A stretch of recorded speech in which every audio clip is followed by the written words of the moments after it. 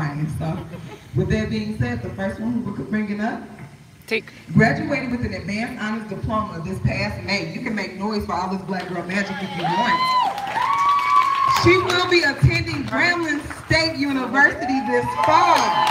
She has been accepted into over 18 HBCUs and universities. She was the NAACP Future Leader of the Tomorrow Award winner. She was the 2017 Les Femmes d'Objet, Miss Debutante. Did I do that right, baby? Hey, Debutante Award winner. She also has won the Mayor's Award on behalf of Mayor Carolyn Goodman. And she wanted me to let y'all know, number 7, she loves her community. Put your hands together for my baby, Shania Espy.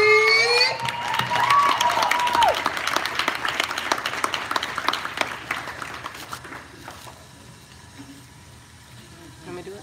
How's everybody doing? Hello. Alright, so my name is Shania, and I was asked to do a poem today. I heard there was a fundraiser. So this poem, I have performed it a few times, even at the NAACP banquet in which I won the award. And this poem really touches my heart. I'm just going to do a small piece of it, and hopefully you guys can see where I'm coming from and kind of relate this to your own lives and what we go through as being African Americans in our community. On evaluating Black privilege. Black privilege is the hung elephant swinging in the room. Is the memory of a slave ship praying for the Alzheimer's to kick in. Black privilege is me having already memorized my father's eulogy, my brother's eulogy, my nephew's eulogy, and my unconceived child's eulogy. Black privilege is me thinking that my sister's name is safe from that list. Black privilege is me using Trayvon Martin's name to enhance my poem. It's me using a mouthful of other skeletons at my own convenience. Black privilege is the concrete that holds my breath better than my lungs do. It's always having to be the strong one, having a crowbar for a spine, fighting even when you have no more blood to give, even when your mother prayed for you after they prepared your body for the funeral. Black privilege is having a sense of humor so unique that nobody can understand you. Remember how Martin Luther King used to smile? The same way Malcolm X laughed at his bullet, and there I go again. Asserting my Black privilege and using a dead man's name without his permission. I can feel his maggots congregating in my mouth. Black privilege is a myth. It's a joke. It's a punchline. And it's the way that boy asked the teacher what he wanted to be when he grew up, and he said alive. Is the way she laughed when she said there's no college for that. And it's tiring, you know, for everything about my skin to be a metaphor, for everything Black to be pun intended, to be death intended. Black privilege is the applause at the end of my poem. It's me giving you a dead boy's body and you giving me a 10. Am I supposed to be okay with that? And I tried writing a love poem the other day, but my fingers wouldn't move. My skin started to blister like it didn't trust me anymore. Like it thought I'd forsaken it for something prettier, something smoother. Like I was trading in this noose for a pearl necklace. Some days I'm afraid to look in the mirror for fear that a bullet George Zimmerman its way into my chest while I was asleep. The breath in my mouth is weapon enough to scare a courtroom. I'll be lucky if I'm alive to even make it to the stand. Because for some people, their trials live longer than they do. Black privilege is this. It's me standing here right now with a crowd full of witnesses to my heartbeat. Thank you.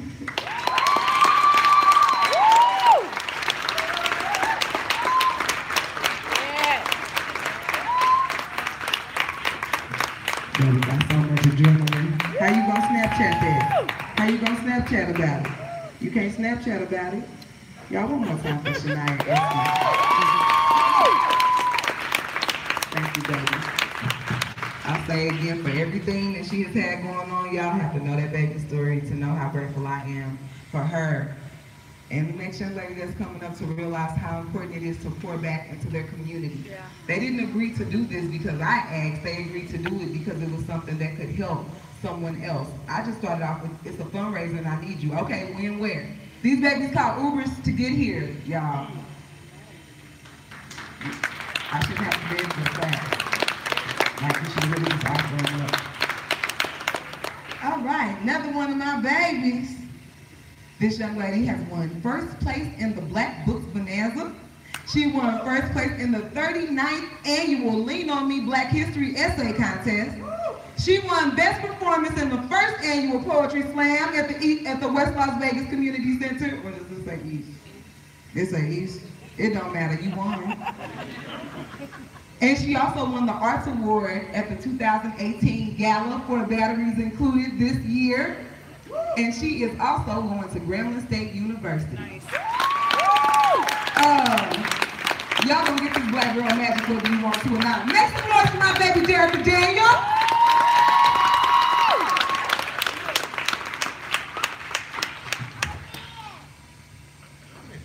All right, baby, I see you call them ancestors. Tell them come on help you out. Yeah.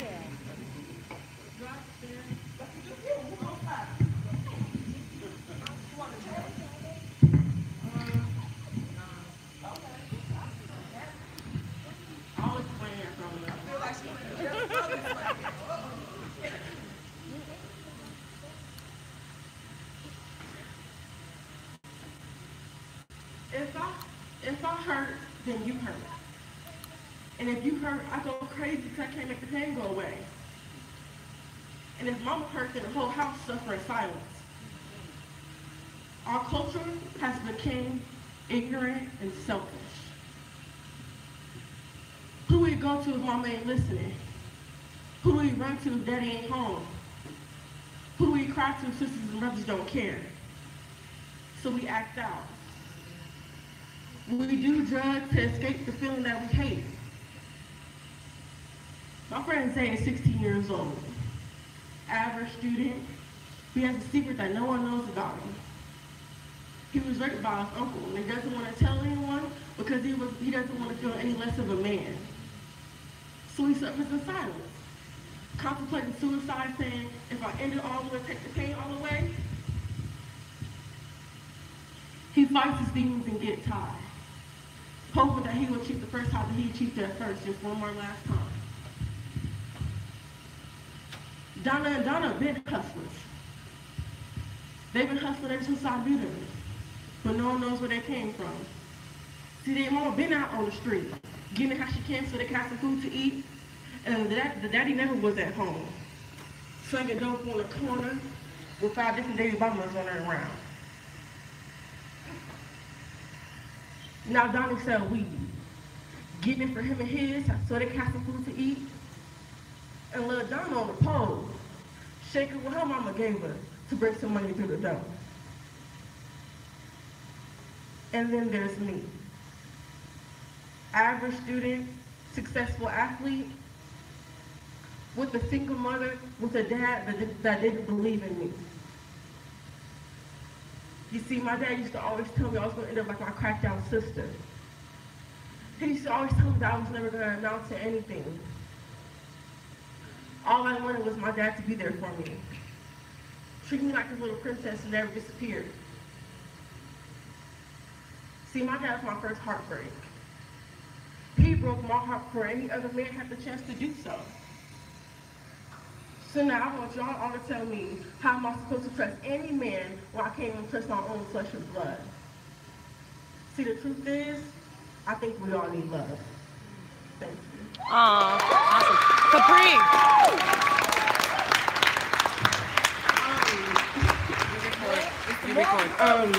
So when I wrote this poem, I feel as if, as a Black community, as a unity, in order for us to be as one, in order for us to help each other grow, we need to all be there for each other, and I feel like that starts within the home.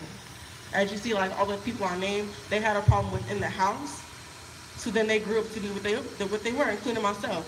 I feel like if we have a stable home, family, daddy there, mama there, sisters and brothers there taking care of you, then we'll be as one. So, thank you.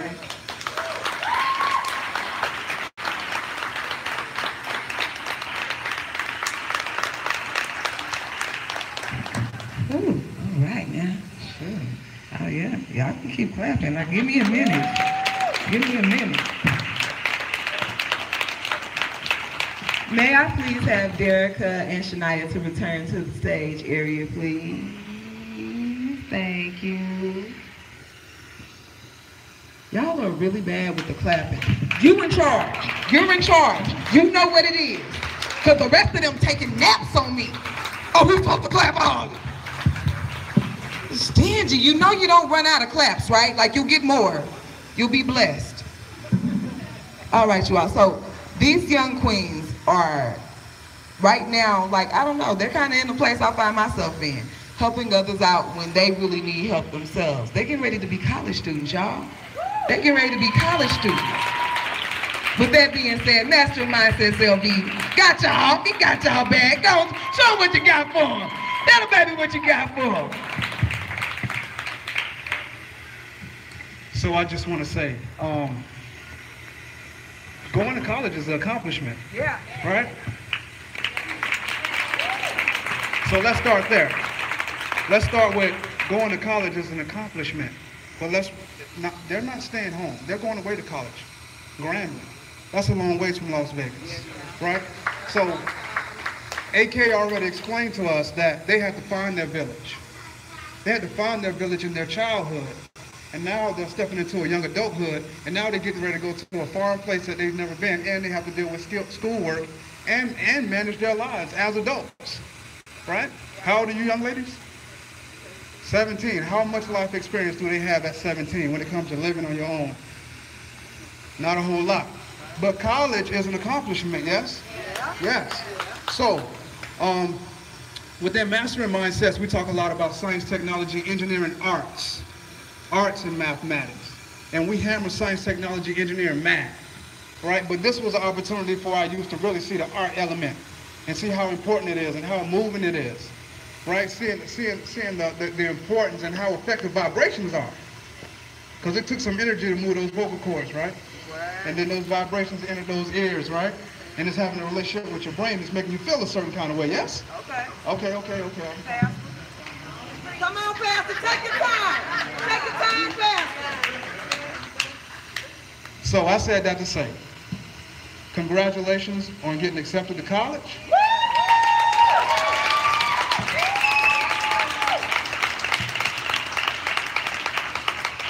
I want to say thank you for lending your talent to Mastering Mindsets Las Vegas Youth Empowerment. And I want to say that as long as we are alive, as long as this collection of families that's in this building, this community is alive, that we'll always support you in anything that you need. I don't care how many car washes or fish fries or poetry events that we got to do. Mastering Mindsets will always support you. Here are some small tokens, just some gift cards, and some other tokens of appreciation just to say thank you for Mastering Mindsets Las Vegas.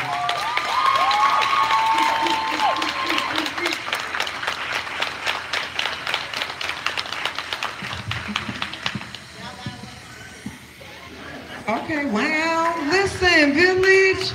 Y'all, listen. This why I don't wear eyelashes no more, because the reasons I looked at you almost made me cry just now with that one. Do me a favor, y'all. There's a piece of glass that's in those bags. Pull out the glass real quick. This part is very important. What does it say? That is so important to our youth. Let me explain something. Don't clap yet. Now y'all just being free with the claps. Like, make up your mind. You're going to be stingy. You're going to give them up. The reason that I say that it's important for our youth is because when you tell white kids to go and dream big, you can be whatever you want to be, Reggie. You can be whatever you want to be, Jack. They go out and they be astronauts by the pound, politicians, they go and they dream big. We tell our youth to dream big. But then we turn around and contradict it when we put stipulations on it.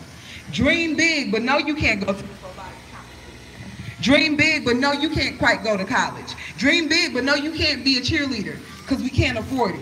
We can't have it both ways. We can't tell them to dream big and then turn around and put stipulations and limitations on their dreams. Because then we're our own worst enemies, and then we have to figure out why they don't get it. So when we say dream big, that just told them, yeah, dream big, because you have a village you can depend on. Dream big. Dream big. I tell y'all, you dream like I know Oprah. Dream like me and Oprah be kicking it at the crib, getting pedicures at home. Because even though I don't know her, I will do whatever it takes to get what I need to get from an Oprah-like person to make sure that you don't have to struggle. Facts. Facts. Facts.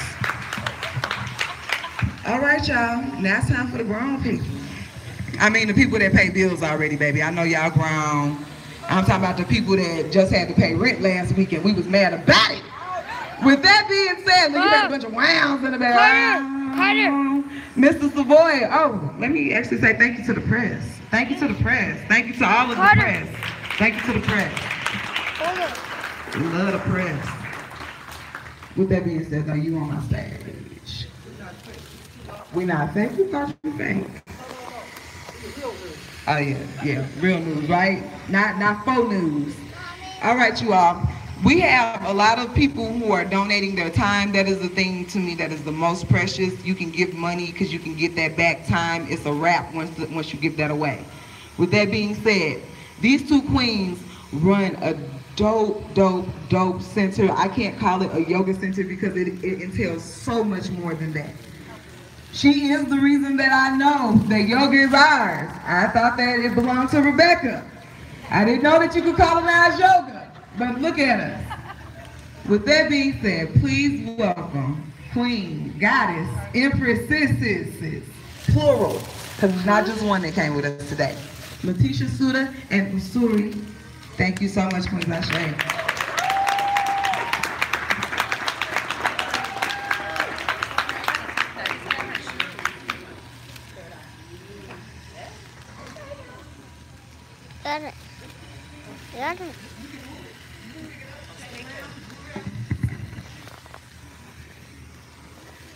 Can I put it down and...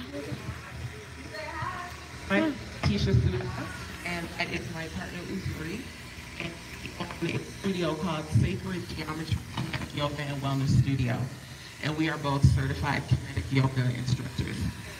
So, kinetic yoga, right to passive graduate, sorry. Yoga is from Africa. Yoga has African roots that predate Indian roots. So I need for all of you to know that and know that yoga is your personal African spiritual practice. And for some who say that yoga is sacrilegious or not of God or things of that nature, when you wake up in the morning and you take that first conscious breath and you put your arms around over your head and you turn your neck, that's yoga. Yoga is basically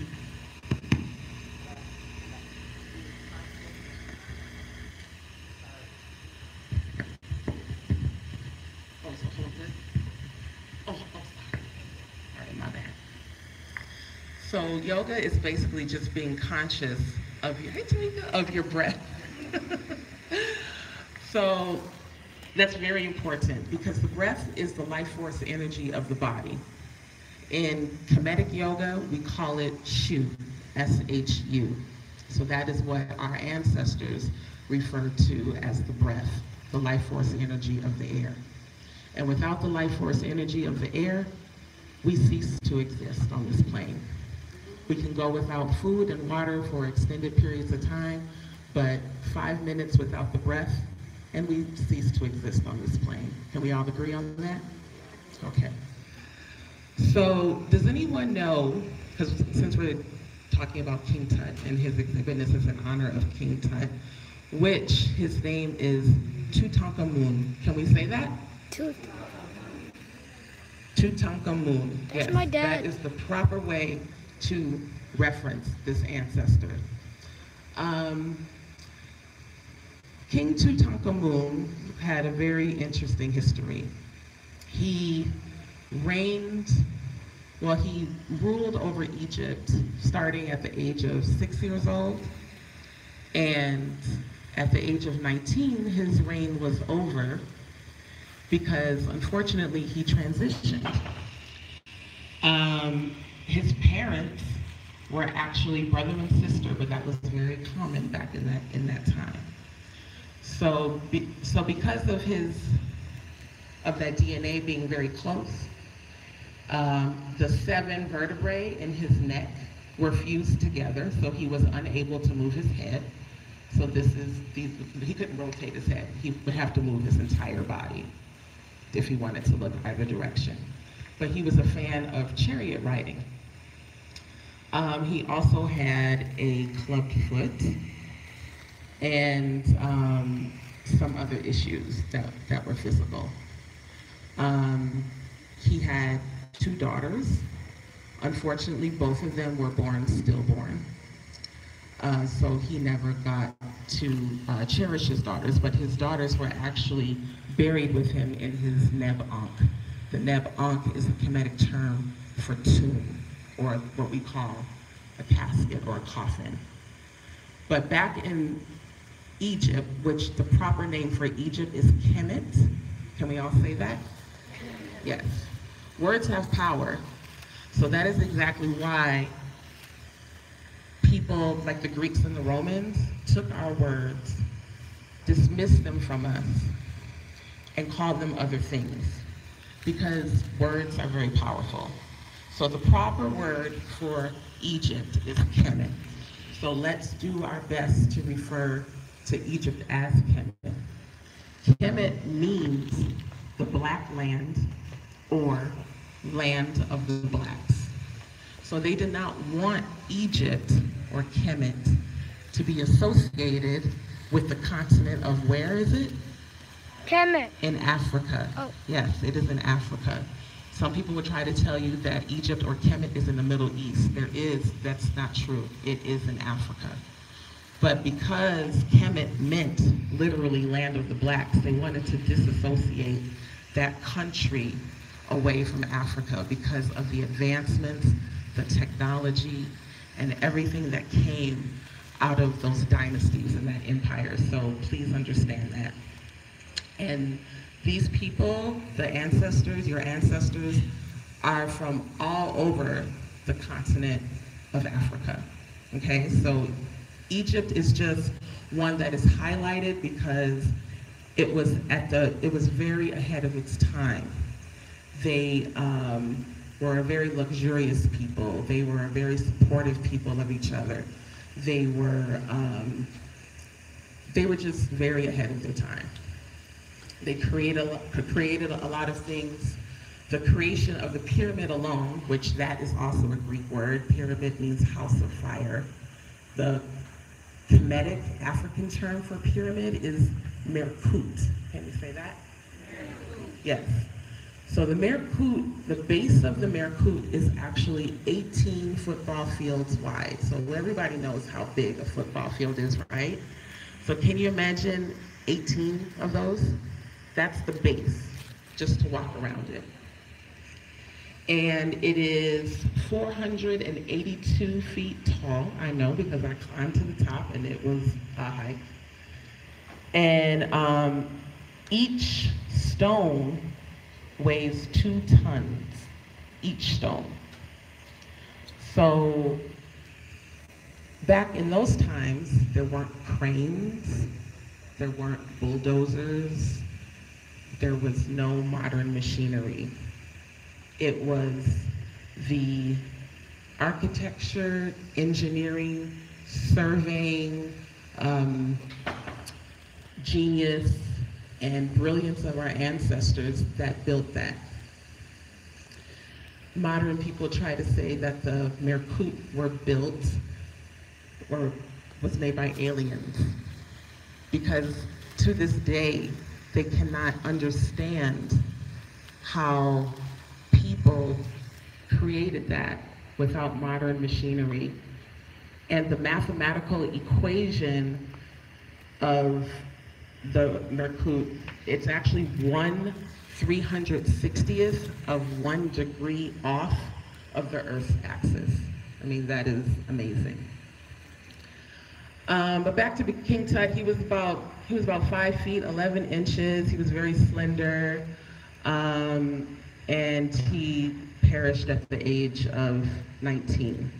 So he really didn't have a long time to rule. He was a ruler of the, I believe, the 18th dynasty in Kemet. But he had excellent, what do you call the people? Advisors.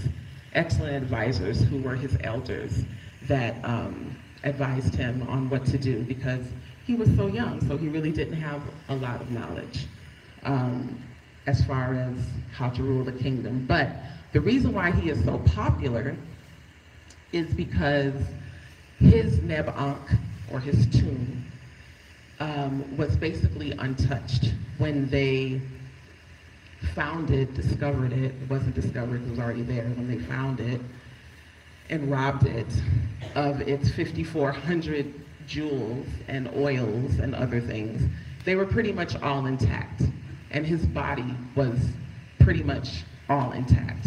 So he was the first ancient ancestor that they found where everything was pretty much in good order. So his tomb was actually, his Neb-Ankh was actually robbed twice because when our ancient ancestors transition, they actually prepare for their transition while they are living. So let's just say you become queen or pharaoh, because there were women who were pharaohs in Kemet, let's know that. So let's just say you were pharaoh at the age of 14. Every time your solar return comes, or your birthday or your birthday, you would build another room or a chamber that is dedicated to you after you transition. And when I say transition, that basically means die, okay? But the ancient Kemets didn't believe in death. They believed that after you drop your physical body, that your life just continues in a different form, because we're not this meat suit. We're eternal, infinite energy, and energy can't be created or destroyed.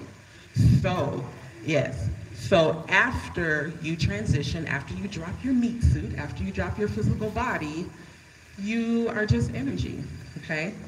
So they believed in life after death, and they prepared their Neb-Ankhs or their tombs or their homes for their transition, and they were very elaborate, they were very beautiful. They are very beautiful because they still stand in ancient Kemet. I had the honor and pleasure to see a lot of them, and they are breathtaking. The intricacy of the carvings and the walls are beautiful. They still stand to this day. You can even smell sometimes some of the oils, but you can really feel the energy in the room. Like they have created this beautiful sanctuary for their spirits to rest. So they celebrated their transition. They didn't mourn when they died. They didn't cry. They didn't grieve. They knew that they were continuing on because they knew who they were, and they knew that they were eternal, infinite energy. Okay? So let's see, what else? Am I missing anything? Oh yes, the presentation. So, can we dim the lights just a little bit? Thank you, Brother LJ.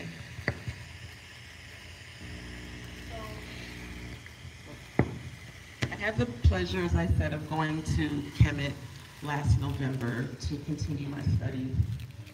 And this, as you can see, the symbol on my shirt, it's called the pose of immortality.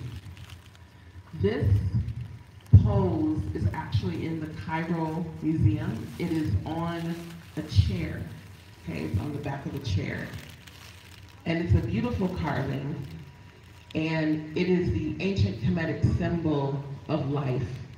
As you can see, around the arm is an Ankh. An Ankh is a symbol for eternal life. And you can see that there is a disc on top of the head. The disc represents the crown chakra, okay? But the word for chakra is actually an Indian term. There is an older term by the name of Karakasa. That is the Kemetic, the African term for chakra. So know that everything, mostly everything that has been taught to you or that you know about yoga has been homogenized, watered down, repackaged, and resold to you as an Indian belief.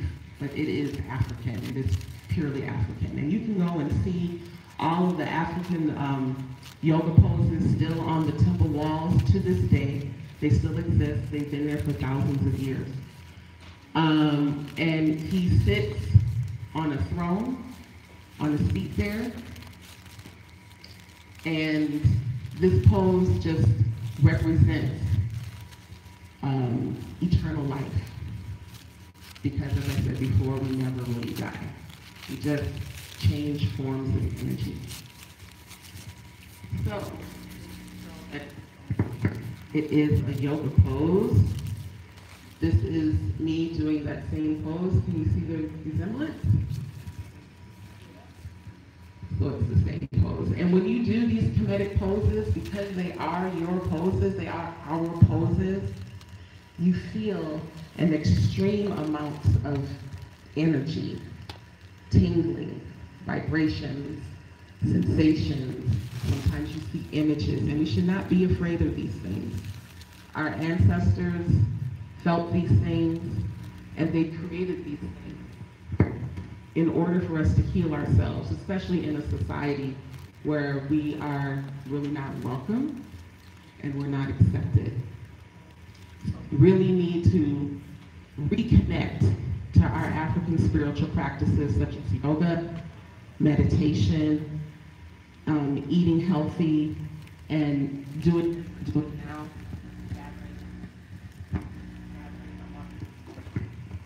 Gathering amongst each other. Thank you.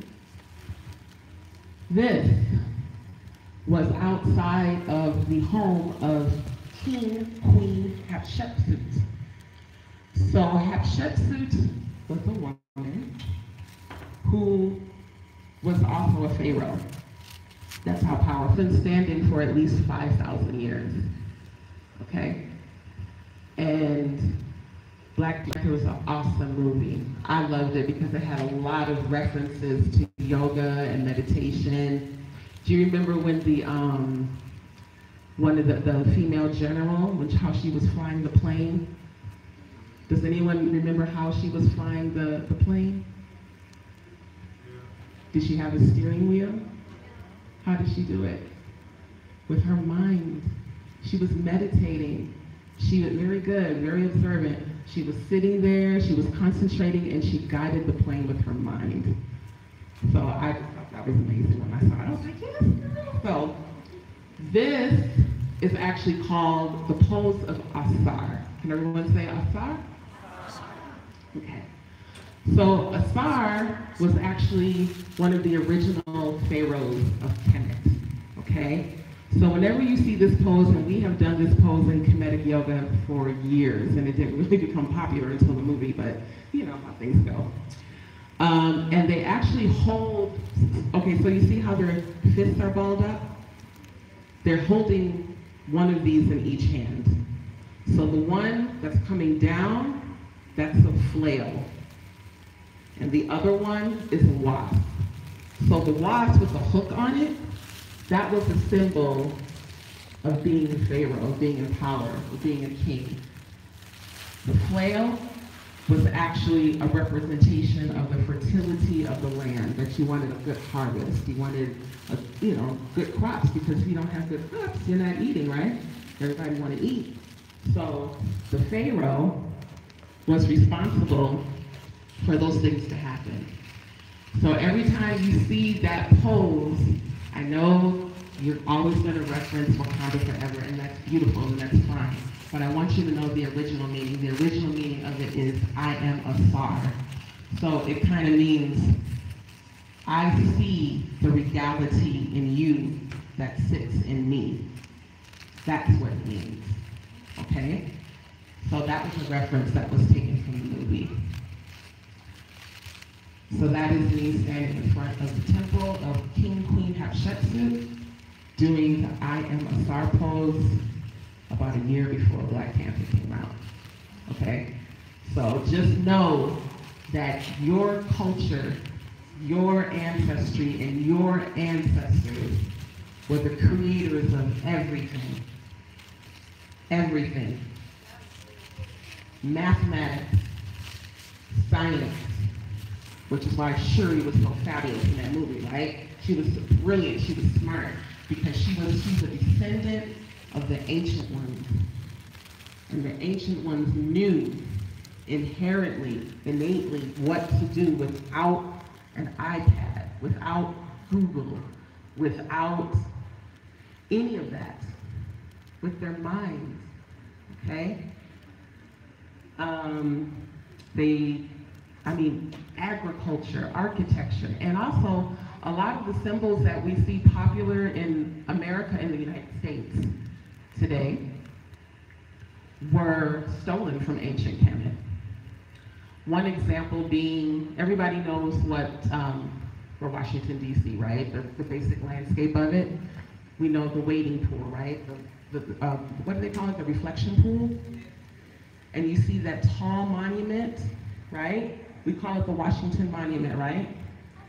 That actually is a symbol, a Kemetic symbol that still stands in ancient Kemet. It's called the Tekken. So the Tekken is actually a symbol that unites male energy, the ground, which is very grounding. It's called Geb, G-E-B. And it unites, so since it penetrates the sky represents feminine energy, which is Nut, N-U-T, okay? So the wading pool and the Tekken still stands in ancient Kemet today. And the Washington Monument, the architects there basically copied that because they know the image and the power of that. Even on our money, the money, we have what they call the eagle, right? That is Heru. Heru is falcon. The falcon is, it represents focus and determination and concentration. And it represents that because the falcon can fly thousands of feet in the air. And it can look at a mouse on the ground and never take its eyes off of that mouse. And when it's hungry, it just swoops down and eats the mouse. So we see Heru a lot in Kemet because our ancestors were extremely focused, extremely determined, and they never took their eyes off of their goal. Never. Which is why they were so brilliant, which is why they created so many wonderful things, okay? Pyramids, or the Merkut. And then when you see more than one Merkut, it is called Merkuti, that is the plural, okay? And we went through the history of that already, how wide they are, and the mathematical equations, and how it is. And inside of the great Merkut is the Neb-Ankh, which is the tomb of the architect of the Merkut. Does anyone know who the architect was of the Great Pyramid? Okay, his name was Khufu. Say Khufu, please. Yes. And then the other two Merkuti were built by his sons later in life. So, as you can see, they look beautiful. They look equal. There's not one side that's wonky and one side that's straight. It's perfect, right? They look perfect. It actually looks fake, doesn't it? And that is how they still stand today.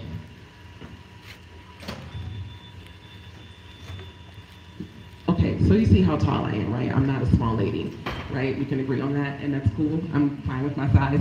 But look at how big these monuments are. And imagine your ancient ancestors carving all of that with ancient tools and writing and leaving messages for us outside of it. This is why language and writing is so important. And that's why that was one of the first things they took away from us. Because there's power and instructions and messages in all of these hieroglyphs, but hieroglyphs is also a Greek word. Carter, We should not refer to them Carter, as hieroglyphs. We should refer to it as the can you give me your black wrap Can you say paper? that? Your mommy Yes, thing? that means How sacred can you give it? No, Okay. yours. So everything that we know to be true, we have to dig a little deeper and dismiss what people who have colonized parts of Africa and parts of our minds Can you help me? find out what the original words Put it are back, put it so that we can download that power I wanna and make those it blessings from our ancestors into our own physical okay, it's beings okay. and into our energetic beings. This is outside the temple of King Queen Hatshepsut. Now, her husband was an architect. This literally, I wish I had taken a picture that was more expansive, but he carved that out of the side of a mountain. It's still attached to the mountain. It's not separated from the mountain. And I walked through it, and it was very grand. I mean, we talk about someone falling out. King Queen Hatshepsut was the father, like for real, you know. So that's that. And then this image is in the Cairo Museum. And just to piggyback on what Sister A.K. was saying, how we can be and do anything and everything, we really must know that because our ancient ancestors were the beginning of a lot of things. This man here, can you see the image of the man with the afro? Okay. That man, his name is Hesire, Hesire. Does anyone know what Hesire did? Hesire was the world's first dentist. So that is an image of him, and those are the tools that he created. It's not very clear, but you can see also how he used sanitation to sterilize his implements and things like that. So anything that you want to be, I mean, our ancestors were grand surveyors of the stars. We read the stars. We could foresee the future. We were seers. We were hearers. We were just we still are. We're just a little disconnected, but very, very spiritual beings living a human existence. That's what our ancestors were. And that is what we are. It is our duty and our responsibility to carry on that legacy, okay, to make them proud.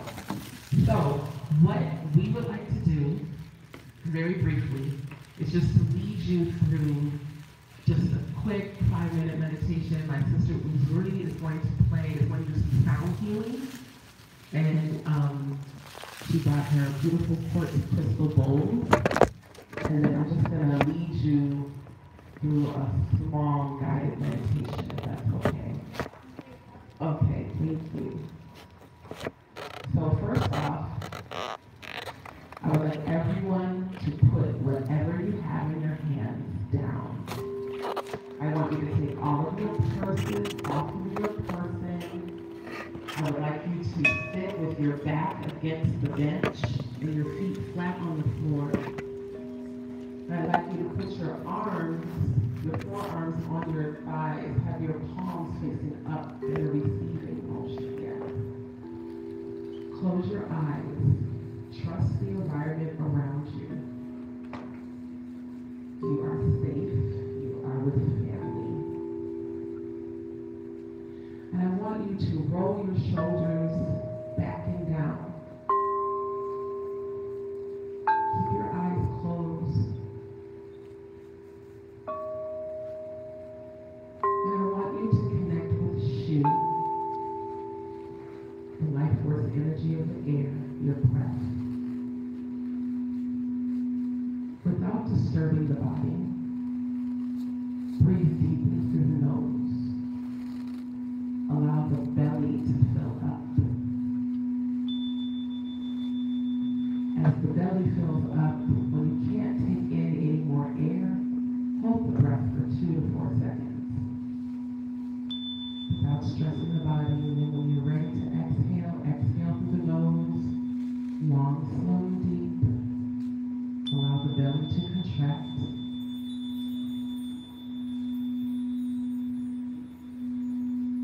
Breathing. Visualize the breath nourishing every system, every organ, every gland, every muscle fiber in your physical body.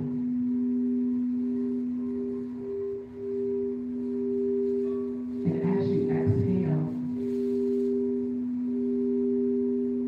allow anything that is disturbing your physical body, any pain or any imbalance, exhale it away. As you inhale, breathe in a state of ma'at. Ma'at is the African principle of balance, harmony, and reciprocity.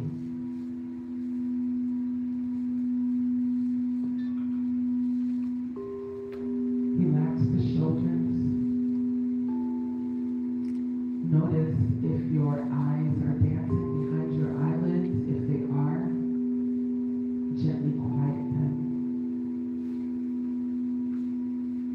On your next inhalation, visualize Shu coming through the soles of your feet, coming up your legs, swirling around your knees, up your thighs and your hips, through your belly and your chest, into your Tuhuti Karakasa or your throat chakra, and gathering in the crown of your head. And as you breathe out, see Shu, the energy of the air, going down your arms, your hands, and your fingertips, and down your legs into the soles of your feet.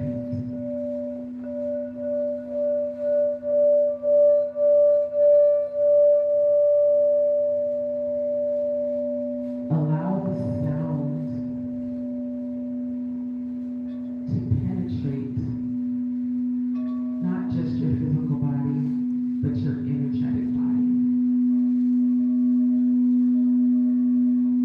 Sound healing has been proven to shift DNA, helping to release negative habits and releasing stress from the body. Our ancestors sat in meditation for prolonged periods of time to create what they wanted to happen. Not being a feather in the wind, being blown about, being a victim of their environment. They were creators. Therefore, we are creators.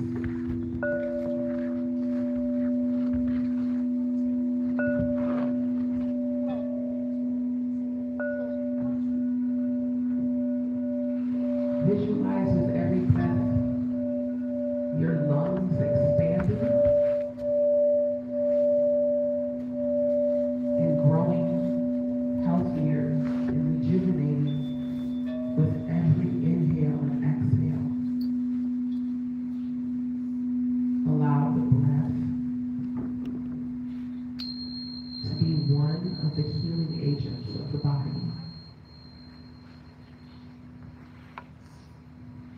Breathe in.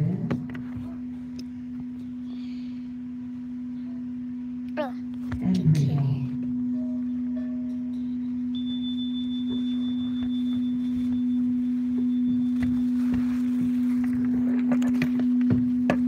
Feel any vibrations and sensations of the body that may be happening and honor them as energy flow. That we are all energy.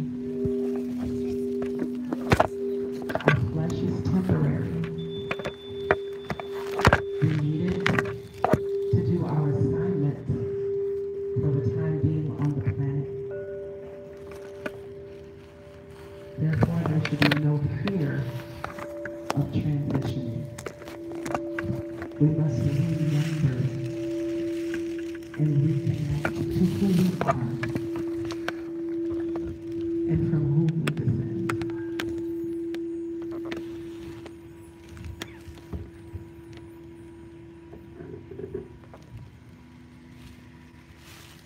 I want you to take this feeling that you have now and download it into yourself.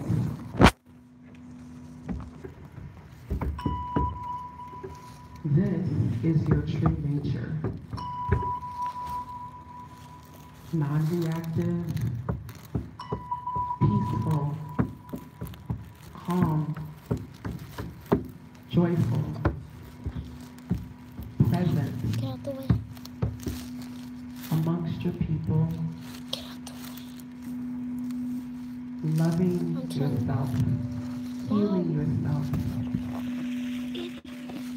Take this feeling with you today and every day.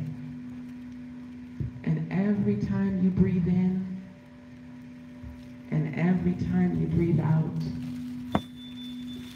know that you are connecting to your African ancestral practice of yoga that your ancestors created.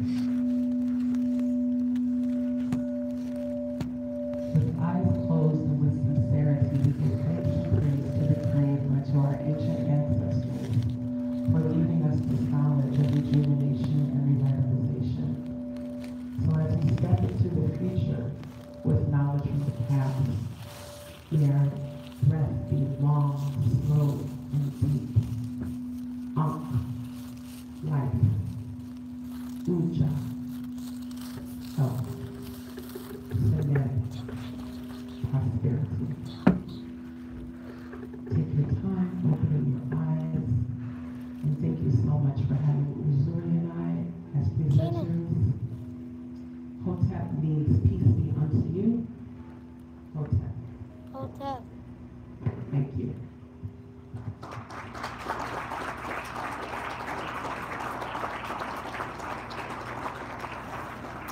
I need help, Kenan.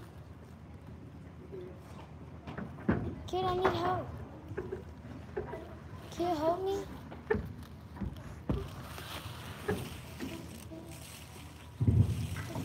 Thank you. One more time for the sacred geometry studio. Man, yes, I say, oh, that was much. This.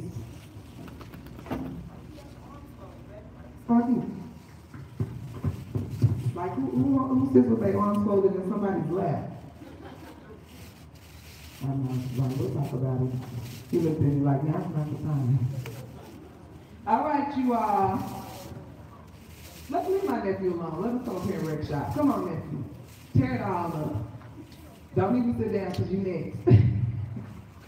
You all, I was a little bit busy out there with my nephew, who I love very much. His mom is going to perform, and that's about to be pretty dope. Oh, look at it. Look at it.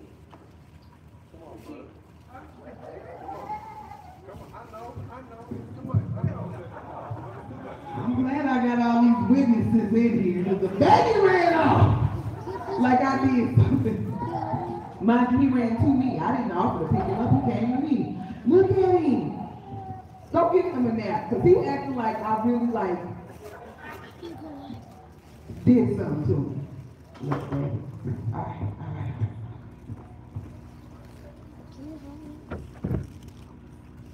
Look at taller than me.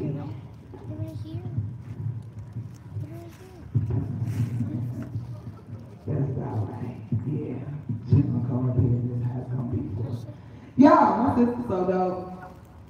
She's so dope. She's so dope that she had the opportunity to perform in front of tens of thousands of women. And she was basically told to silence herself. Just sit there and be the pretty black girl because we need you to show up for the news. Yeah, real life. Yeah, you said, Debo. They even have the nerve to try to stage us and make us be in certain places so it appeared that it was more black women at the Women's March 2018. But I can tell you this, there's no doubt that there were black women there. Why? Because my sister went in there and set fire to it and dared y'all to put it out. Put your hands together for my sister. The Queen of Black Girls Inspired, Miss Jess Long.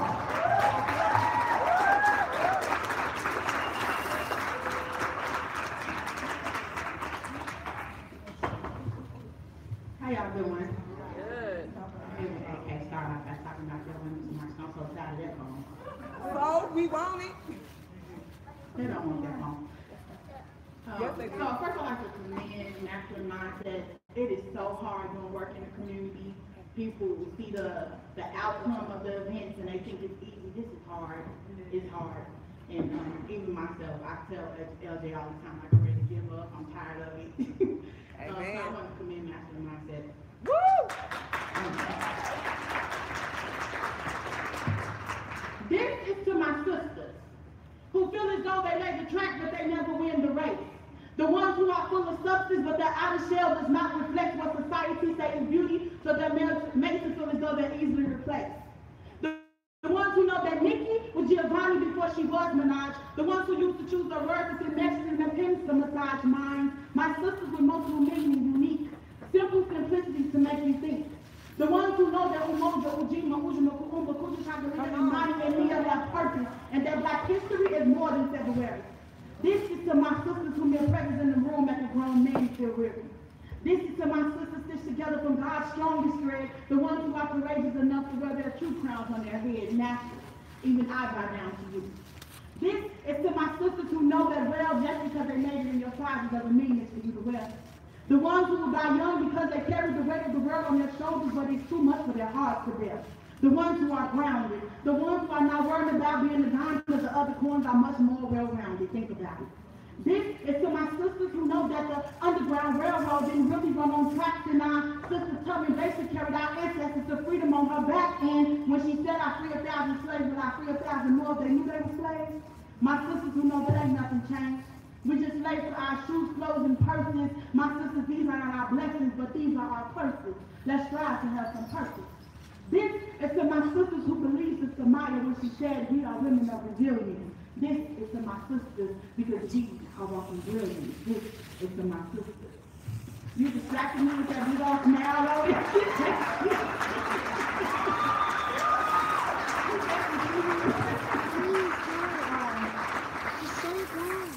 I am not going to let you. I'm not going to take the microphone until you do it. Now, everybody in Vegas is tired of that. We got tired of the poem jazz. She ain't even never heard the poem jazz. Debo said do a poem. I rise like the phoenix from the fire. I rise to Sister Maya said you still got something to say and some words that still need to be spoke. And because Tubman said we ain't got time to be laying down in no grave, shall we too woke. And because I still need to meet Vicky Giovanni and Angela Davis one day, and because my son's autism doesn't speak and I'm the only one who knows what he has to say. And because I imagine that someone needs this melon and a pop to help start their day, because I'm black girl magic and another black girl not rising to the occasion to be tragic, because unfortunately carrying the weight of the world on our shoulders has become tragic, like we're sprinkled in pixie dust. Bring back men like you repeat, it's a must, and trust if you need me to ride, I will, because I've always had his back. They can steal our history, but that is a fact. Black men, I need you to remember that. I rise to show them that told me I'm the only one who knows the truth, and this blood that flows through my bloodline is living proof that I was put here in this revolution to fight. She said you're the only one who still got the coordinates to get our people through the Underground Railroad to the drinking board at night. I rise to help those who have lost sight continue to fight, guys, because the revolution is being televised, it's being normalized to watch our people die. They're not even running the skies. My people, open your eyes. It is time for us to rise, because like the Nation of Islam, I'm unapologetically black. And those who don't like it can get the boosters in the words of Brother Duke. I'm more concerned with black suffering than white guilt. I'm more concerned with black suffering than white guilt. I'm a black woman built out of fine diamonds and skill. I stand on the back of some strong women, diamonds in the rough. I'm Michelle Obama tough. I rise because I don't think y'all had enough. This is our time, let's reclaim it like Auntie Maxine. Black women been popping, we've been on the scene. Condoleezza Rice, Barbara Jordan, just to name a few. Check IG out. Let me know what you following you through. They trying to take We're African roses and turn us into comic every day. They trying to take We're African flowers and turn us into comic everyday roses.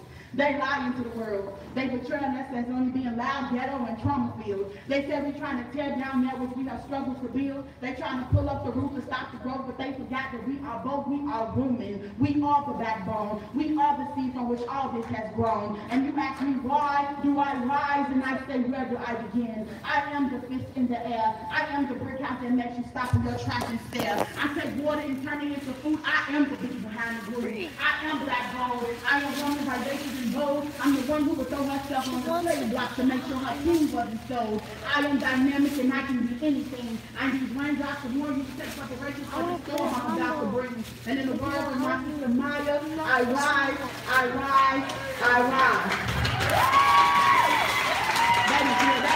They don't be like snap like I'm over here singing hip hop.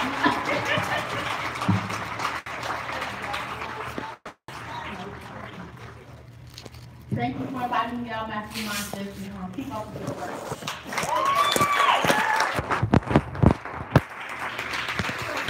Y'all see she didn't adjust that microphone now. Put it back. Y'all, one more time for my sis, just flow. She said that she's sick of telling that poem. I ain't sick of hearing it. So, wait till every time she tells it, I promise I'll find another piece about it that I like or I want to consider to be my favorite. All right, y'all. So, we are going to keep it with the queen, and then I'm going to bust y'all over your head with the king. Fair enough? I can't hear you. Fair enough? Thank you. Some people, what happened to my clap leaders? Right, you do, because you just gonna sit there with your pyramid shirt on, with your arms folded over your pyramids. You're not gonna clap, you're not gonna snap, you're not. It's not true either. Okay, I didn't know you could speak. I'm good. I know you can talk now. I'm cool. All right. So, with that being said, you all, let's give it up for this queen with this nice hair that touches the sun, kisses the sky. Put your hands together. You ready? Because it's your mama. You ready? You sure? Come here, little baby. Come here. All that glitter on your fingers. Come here. Come on, come here.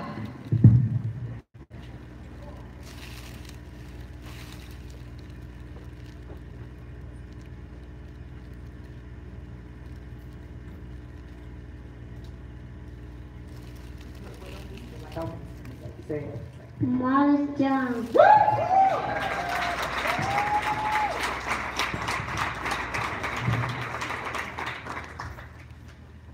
Guys, you got me all open, I'm meditating, just will always make me cry. So when you get me all emotional, I wrote these specifically for this event, so I'm going to read them off the paper. The first one I'm going to read is called The Me I Used to Be. Someone asked me about yesterday. I blocked it out. I put it away. It's no one's business, just God and me. I'm not the girl I used to be. I know you can see me, never mind if you don't. I won't brag about it. I'm out, so I won't. I can prove it through action. How many souls can I save? Man, they talked about Jesus. Same ones called us weak, called us brave. Taking control of my thoughts, living this moment my best. Uplifting all others, setting this boat up myself. So I found an old photo. My eyebrows look like sperm. I hear thick brows are in now. Every trend gets its turn. Shouldn't be a big deal, but it sure was to me. I can tell that I'm not who that girl used to be. Had I let well enough alone, simply let nature work, my brows would be thick. No comment from that jerk. He said, you always look surprised. Till I grew them back in, traumatized by that trimming, so today they're too thick. The difference is now, I just love who I am. Half or whole brow, self-love is my jam. So I looked at her, and she looked back at me. I had trimmed off my brows, and I still couldn't see. Penciled them in, too thick for me.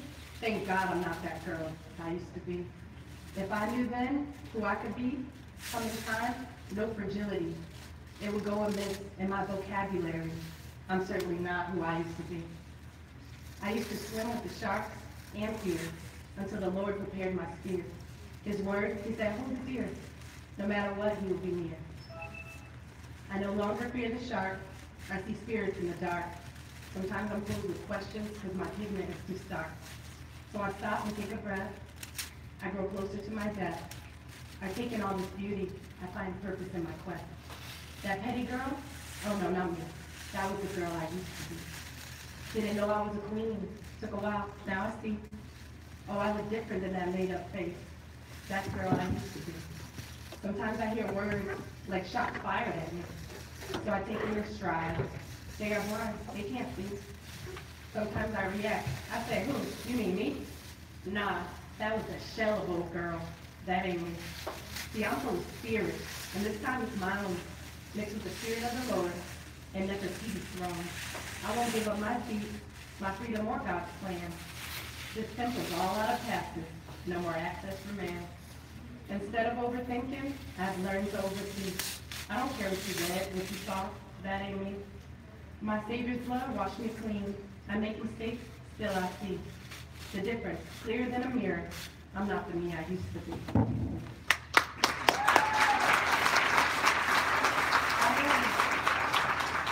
I actually thought I was going to do another poem, but this morning, I don't know, something hit me. A lady stopped at my job on Friday. I was going through some stuff. Some of you guys know I'm going through some stuff at work. So I wrote this morning. It's called Prophecy. An old lady told me that the Lord is coming back. She could tell by all the cruelty on our planet. Volcanoes erupting, planes fall from the sky. The accident, she said, I don't understand it. The woman spoke of some verses from the book of Revelation. Our present state resembles some plagues. Good is battling evil right in front of our eyes. She looked at my eyes and said, we are in the last state. I stayed quiet a while as I listened to her words. My eyes didn't leave hers for a moment. I thanked her so much for coming to me. We made sure to pray prayers for atonement. I asked this old woman if she performs acts of kindness, if she feels that her soul is getting cleaner. She told me she wants God to take her with him when he comes. I try to catch myself before my spirit gets meaner.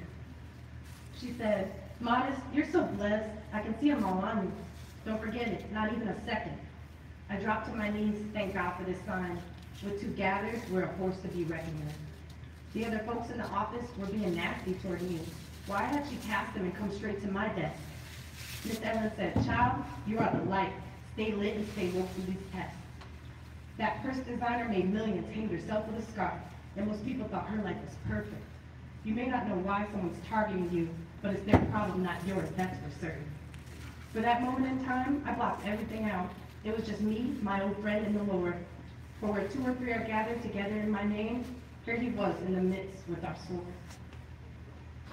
My whole perspective changed. I had been making a fuss because this girl called my afro hair nappy.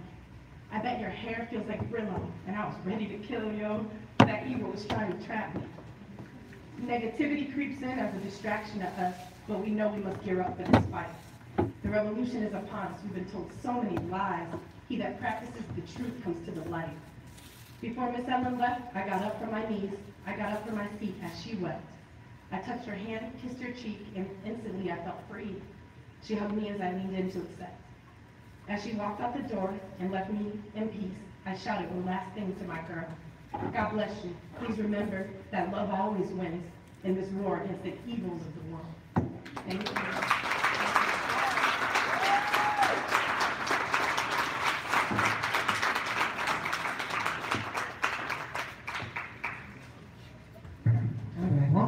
Modest Jones, please sing with you.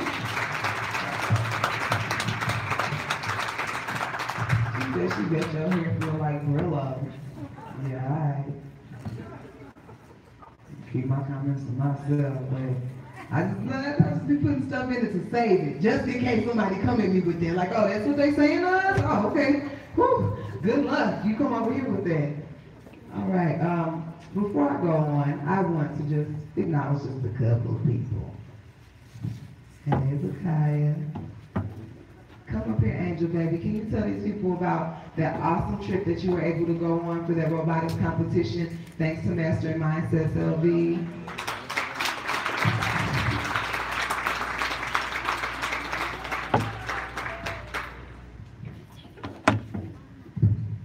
Well, the trip I went on for my robotics competition. I went to Houston, Texas, and it was a world festival. Thanks to Master Mindset, I was able to go, and I had a good time, and I met teams from all around the world, from Africa to China to people in Hawaii. And it was an amazing experience. And it all happened because we won the chance to qualify to be able to go to Houston. And it was an amazing experience for me, but I wouldn't be able to get there without the help of Master Mindset, because it was a lot.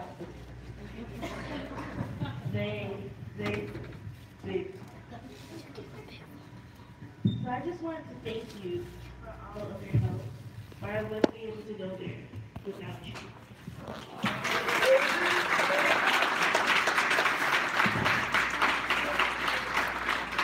So we do have a couple of members right here at the Churches of Southern Nevada.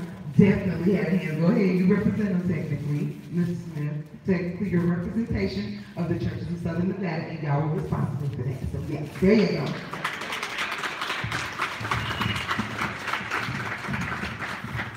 Rodney, before I bring up our last awesome act and shut this thing down, will you give me back and come up and tell people who you are? We're gonna get no, girl. We're gonna. These last people, I'm putting them on the spot.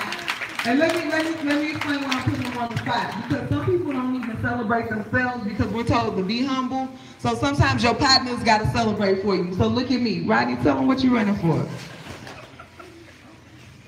Everybody, first of all, that's my Empress AK right there.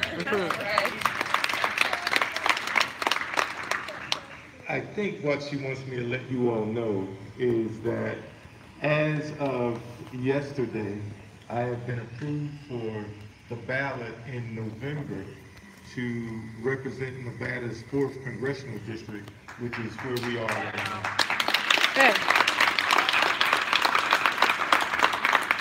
Where are you going? So this has special significance for me because I had a granddaughter and I looked at her shortly after she was born, and I realized that her future was nowhere near as bright as mine had been. When I was born at home in the house that my mother was born in, the house that my grandfather built for his queen, and I lived in the Jim Crow South in the first portions of my life, and to think that her life didn't have the potential in 2017 that my life had during the Jim Crow South compelled me to decide to run, to do the things that's necessary to improve our community and to improve our people. And when I say our people, all people are our people, but black people are the people that I'm talking about now. And if we want to have things better, then we have to do those things. Our sisters, and this is to us brothers, our sisters always say, brothers, we need you to step up. Well, sisters, I'm stepping. And so here I am. This is something that I cannot do by myself because I do it for you and your grandchildren, and I will need your help. So look for me this coming November on the ballot. And if you don't vote, I need you to vote. If you're not registered to vote, I need you to register to vote, because the vote is our power to make a difference, and the exercising of that power is what will move the forces that often stand against us. So Lady AK, thank you for giving me this opportunity. You inspire me.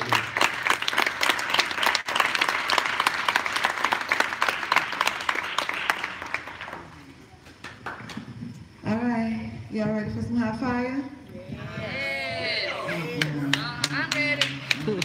I know Tamika ready, because Tamika knows what's coming. Don't you stop her. Don't you stop her. She doing right, because she knows what's coming. The rest of them in here about to get the wigs blown back. Oh, there, oh, I'm so glad I saw you. I was like, no, it's somebody else. I was trying to buy time.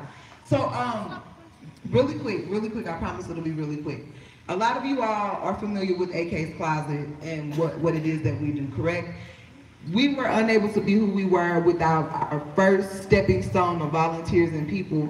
And with that being said, some of those people have gone on to say, I've got my own vision and my own dream on how I can help the community make things work. With that being said, would you please stand, Nicole, productive members of society. Don't play. I need you.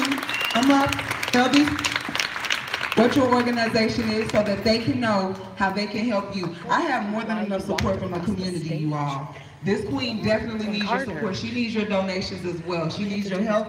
She needs your support. Come on, queen. Quit looking shocked. I love all y'all. I'm putting everybody on the spot. I don't care. Get this work. Greetings, everybody. My name is Nicole, and I run an agency, a community-based agency called Productive Members of Society. What we have in place now is a mental health organization, but my baby is our 501c3. What we do is we provide a libation center for the displaced and the homeless to be able to come and shower. My theory is, how can we expect them to be better people or to accomplish the goals that we set before them if they don't feel comfortable doing so within themselves? Yeah. So they come, they shower, we give them clothing for job interviews, we give them day-to-day clothing, we feed them, we help them to get their birth certificates, state IDs, and social security cards. Again, how can they go out and look for a job if they don't have proper ID? And when you're homeless and living on the street, a lot of times you lose things constantly. Either you're robbed or you lose them. So when they come to us, a lot of times they have absolutely nothing, and we help them to gather the tools that they need to get housing, to get jobs, and to live a better life. AK has been so gracious, in addition to some individuals at the Cambridge Center that gave us donations of food and clothing and so on and so forth to be able to give to different individuals in need. And for that, I am truly grateful. You can follow us on Instagram at Productive Members of Society. If you are interested in giving, please see me, or like I said, follow me on Instagram. That's it. That's awesome. Y'all can all jump a lot later. They know where to find you. PMOS, y'all. Productive Members of Society. I love her. All right, I'm going to ask you all again. And this time you better say it like you mean it. You ready for some hot fire? Yeah. Thank you, baby. Y'all ready for a king? Yeah. Yes, please. Is this your king? Are y'all ready for a king? Yes, please. So let me tell you this. My brother not gonna beg for you to clap. He ain't gonna beg for you to enjoy it. He ain't even gonna beg for you to get this work. He about to force all of that upon you. Please put your hands together. Make some noise. You can even stand up on your feet. Either way, he gonna make you feel this. Coming to the stage. Look, she know what it is. She know what it is. She know what it is. If you have any question, turn around and look at the man. Look like he about to put a hole through the wall. Right there. It's about to happen in this room, y'all. That is the Black Thor. Right there. Put your hands together. Make some noise for my brother, Audio Page, also known as AP.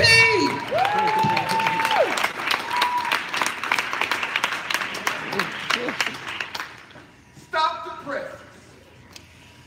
Hold the phone. Go to a quick commercial break. Time out. Wait a minute. Wait a doggone minute. Chill. Please stand by, because this is about to get real. Let me ask you a question. Are y'all not entertained? Are you not entertained? Yes. Is this not what you came here for? Because what we have here is a failure to communicate. Yeah, a failure to communicate, and the pain, and the stain, the shame that came by way of celebrity worship want to equate to a goddamn thing at this point, because your favorite everybody is contracted and under corporate control, and he or she won't do a same ish without the rate consent of his or her respective slaves on the go. Yeah, see now, go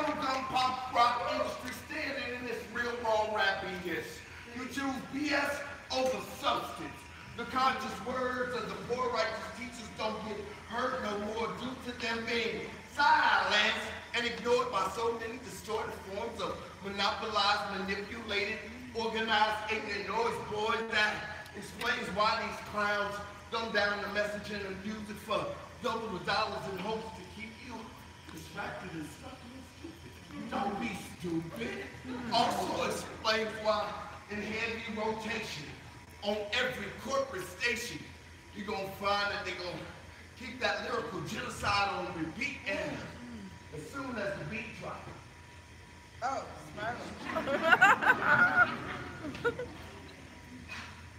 we verbalize our own demise by speaking into existence self-destruction. And the truth is, now get this, the truth is that worked. It was always bigger than hooded sweatshirts, Martin, Trayvon, Skittles, and Iced Tea. Now don't work that. This goes far beyond the hands up, don't shoot me thing for Mike Brown down in the town of Ferguson, Missouri. You ain't got to holler black Oscar Grant and the Oakland PD. Judge just us as problem, not people. Just like the rest of this new world social order, and while the whole world watched New York finals turn their back in defiance to their white mayor because of his black wife, his mixed children, and the slogan, I can't breathe, in support of Eric Garner in response to the ongoing police brutality and the lack of accountability. I feel an unrest in my spirit and in my heart because I refuse to sit by idle and allow our future to be destroyed by the likes of these industrialized tools they use to fool you into thinking that racism doesn't exist due to a constitutional amendment that states that you can no longer be a slave. They can call you a nigga to your face. They just can't categorize you as property. See, way before Emmett Till, this racism was just as real and as plain as day to see. So what you mean, America, the land of the free? Come on, See, the brave died a long time ago to preserve the brand, and ever since then they have ushered in crisis actors to preserve that pseudo sense of homeland security. See, you need a permit to be dissed. You need to actually get permission to protest in days of unrest, I guess. See, the brave shed blood, sweat, and tears for years, and sometimes to stand up, they have to sit in and stand out. But no matter what, the brave kept fighting until the end. The brave kept fighting even with the odds stacked against progression. The brave stood in the face of oppression and declared to America that either you give me liberty or you can give me death. And this wasn't done for us to adhere to half-truth stereotypes to appease the inferiority complex of white supremacy. Make no mistakes about it. Black lives matter to more than black folks. And the first time we start showing it and not just saying it. When we realize that life is precious and death ain't nothing to play with, I figure when the minority make loving itself a priority and unity habitual, then and only then will you see the strength in our true oneness and not just another nigga trapped in this system.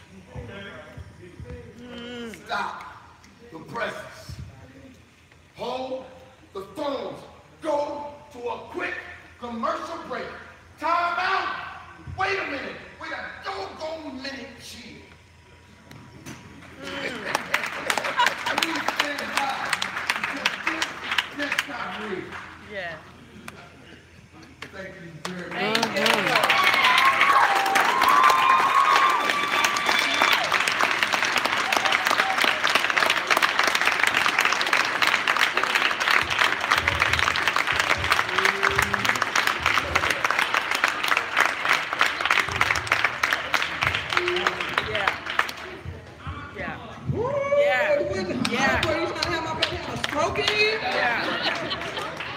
We can't even handle the encore. First of all, we don't even deserve it. Uh-oh.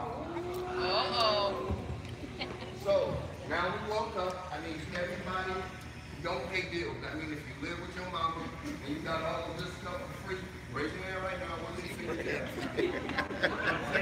education. No, I ain't not saying education. Education. Versus.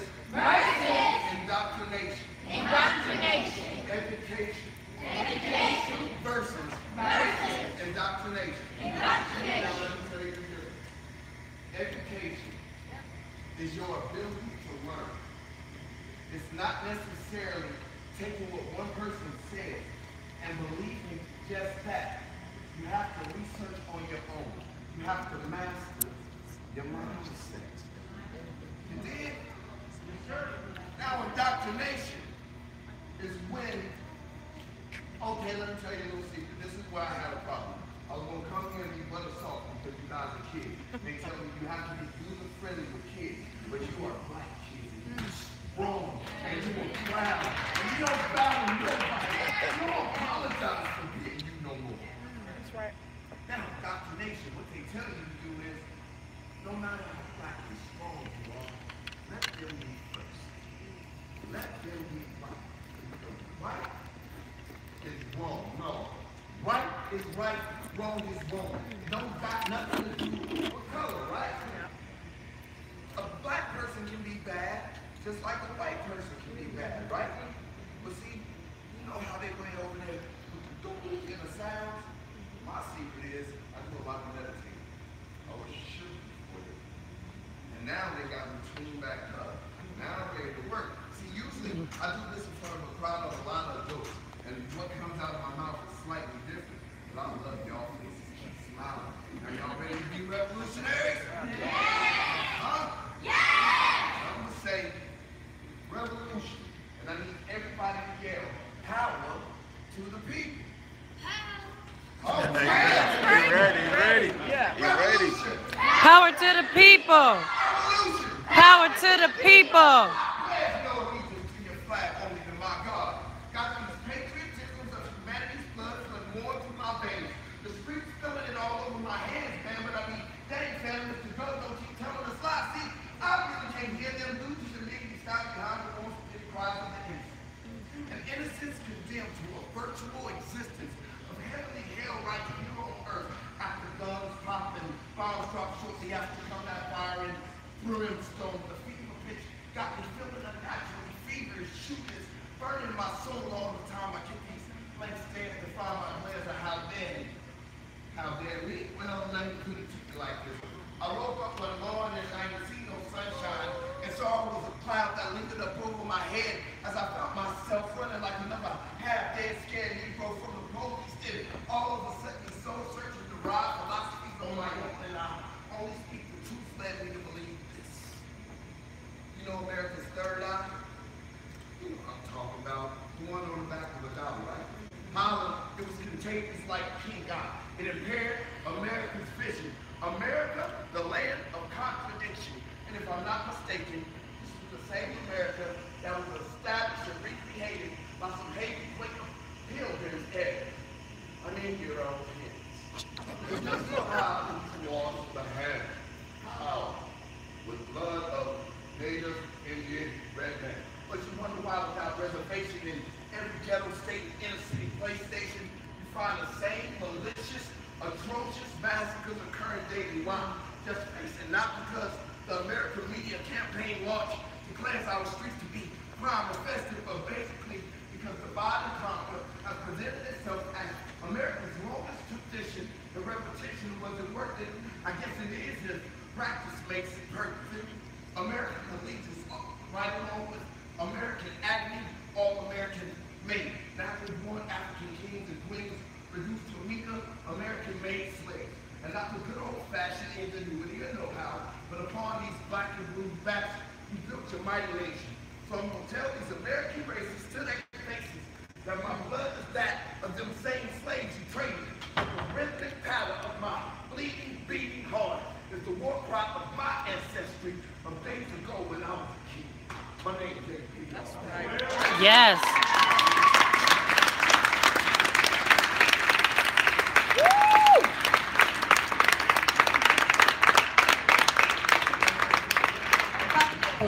Nobody else shot no encore. Had my brother pretty dead. His baby voted in school. Had him in dying in the cafeteria today.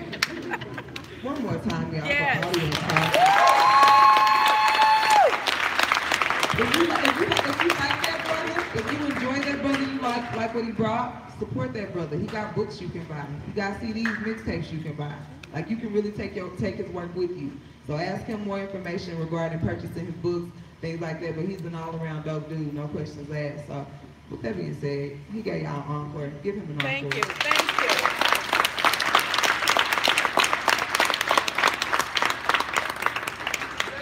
Let me ask you all this. Did you all have a good time today? Yes.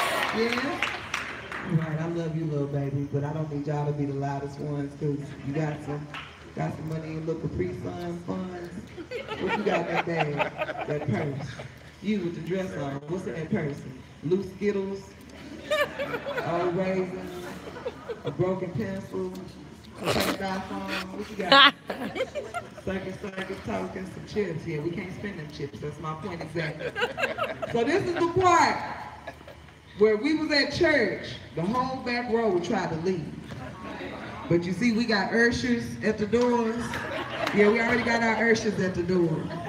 You all, this was a great event, and you had a lot of people that came out and gave their time. I ain't even gonna talk about how much my time is worth. Why y'all ain't let me have it? No, we're not gonna let you have it. This took a lot of people's time, a lot of their gas money, and they all came together for one reason, and that is to make sure that these babies get to go and see King Tut on this trip. So with that being said, this is the part. I don't know, it's been a while, but maybe I can do it.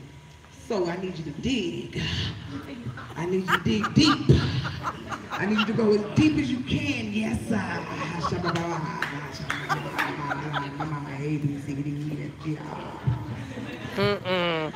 need you to see what you can do. Yes, say mine. And bless these babies and their parents and yeah.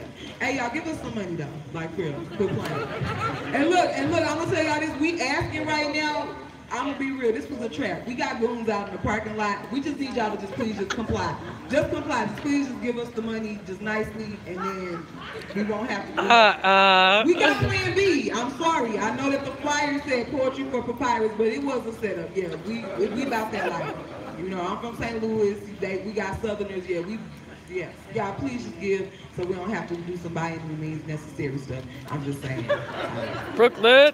We're not even on the right side of town. We're going to pass it around. We're going to pass it around. And don't be judging your friends neither. Like if somebody drop $1 and a biscuit or something in there, we're going to take the $1 and the biscuit. Just. Oh my God. Oh my. What did Lisa say on Coming to America? We like all of the money. We'd rather have the kind that floats rather than folds. The money that jingles rather than the money that folds. Whatever. Y'all know what Lisa said. Oh my God. Like Lisa said. Okay, look at little baby. Little baby, you and your wallet. You trying to get what you got in that wallet? What you got in there? 12 bucks? 12 bucks? $12? Like for real, you got 12? You got more money than me. Right, me too. Nah, look, I don't even want none because I get paid next week. But I need you to put some of them dollars in the bucket. Put some of them dollars in the bucket. In that case, you were supposed to be playing music while they were putting money in the bucket. You got some church music? Like some choir music? Like some, put them in the moon? Like some of that?